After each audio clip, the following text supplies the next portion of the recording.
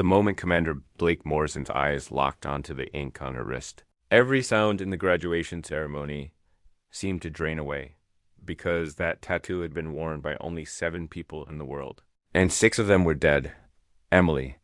Carter stood in the back row at Joint Base San Antonio, watching the military working dogs parade across the field. The Texas sun beat down on the crowd, but Emily barely noticed. Her eyes were fixed on one dog, a Belgian Malinois named Ranger. She'd raised that dog from 8 weeks old, and now he was graduating into active service. She should have felt pride.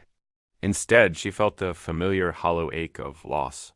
Before I tell you what happened next, tell me in the comments where you're watching from. I love knowing who's listening.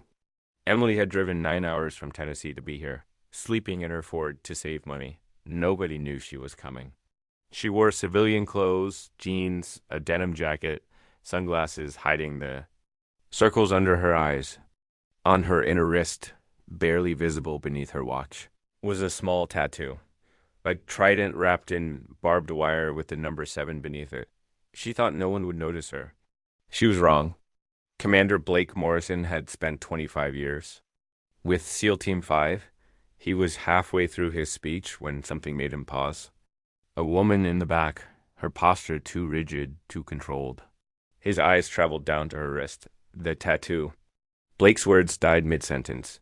His mind raced backward through 15 years to a classified operation in the mountains that officially never happened. To a young handler who'd held their position with nothing but a dog and a sidearm while they waited for extraction. But trident and barbed wire? Unit 7, classified so deep it didn't exist. Blake set down his microphone and walked through the rows of seated guests. Emily saw him coming and recognized him instantly. Older, grayer, but unmistakably. The same man who'd carried her down that mountain when she couldn't walk anymore. She turned to leave. Emily Carter. Blake's voice cut through the noise. She froze. "It's really you," he said softly. "I was just leaving," Emily whispered. "You raised that dog." Blake had reviewed the files. He hadn't made the connection. Now it seemed impossible he'd missed it. Emily's jaw tightened. He deserved better than me. Better than the woman who held a position against 60 insurgents with 9 rounds left. Blake's voice was fierce. Better than the handler who maintained radio contact when our comms officer was down, who guided in the extraction birds. People were staring. The ceremony had stopped. Emily felt the panic rising. "That was a long time ago," she managed. "That was 15 years ago, and 8 of us made it home because of you." Blake's voice dropped. "Do you know what happened? To the rest of Unit 7? Emily's hand shook. She knew. Davis, killed in Iraq. Sullivan, training accident. Patterson, suicide. Mitchell, IED. Reynolds, overdose.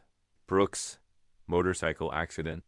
She'd kept track of every single one. "I know," she whispered. "Then, you're the last one." Blake's eyes were bright.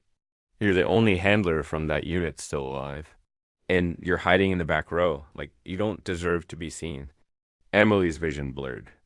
She'd spent 15 years trying to be invisible, working at a small-town clinic for minimum wage, training dogs in a barn and sending them off to serve the way she no longer could. "I couldn't save them," Emily said, her voice cracking. "Annie, of them, you weren't supposed to save everyone." Blake's voice was gentle. "You were supposed to do your job, and you did it better than anyone." Down on the field, Ranger suddenly barked. He'd caught Emily's scent. For 18 months, Emily had been his whole world. And now he remembered. Emily felt something break open inside her chest. "He remembers you," Blake said quietly. Blake held up one hand to the frustrated coordinator. "Give me a minute," he turned back to Emily. "Come down there. Meet his handler. See what you created." "I can't." "Yes, you can." Blake's voice was firm. "You've been hiding long enough. You think those 6 who didn't make it would want you? Living like this? Invisible? Ashamed?" Emily looked down at her tattoo. She'd gotten it the day she'd been discharged, a promise to never forget. But maybe the promise wasn't to disappear. Maybe it was to keep living for all of them. What do I do? She asked. Blake smiled. You let me introduce you properly. He held out his hand.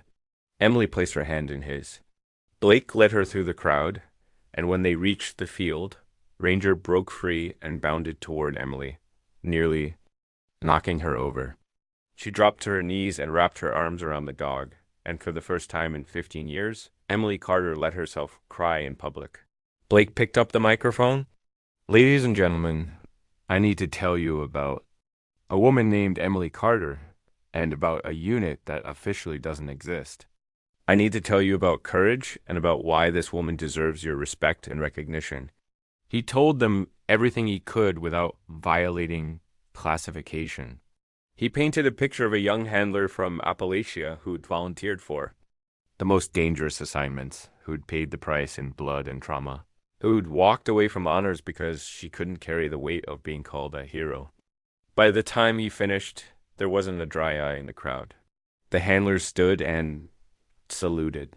The families rose, applauding.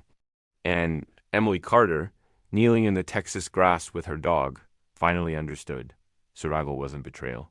Living wasn't. Dishonoring the dead. She'd been given a second chance, and it was time to stop running.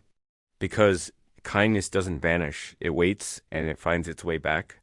And sometimes on a hot Texas morning, it finds you in the back row, wearing the weight of ghosts, and it calls you home. If this story touched your heart, share it in the comments. And if you believe in honoring those who serve, hit that subscribe button, because every story here matters, and so does yours.